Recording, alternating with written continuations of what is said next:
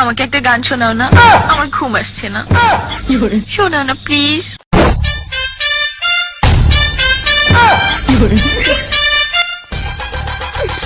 তুমি আমার কাছ থেকে গান শুনবা জান?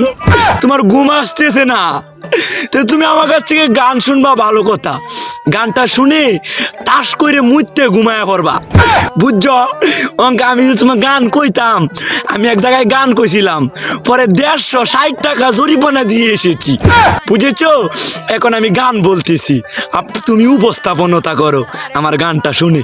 তাহলে গানটা আমি একটু বলে ফেলি।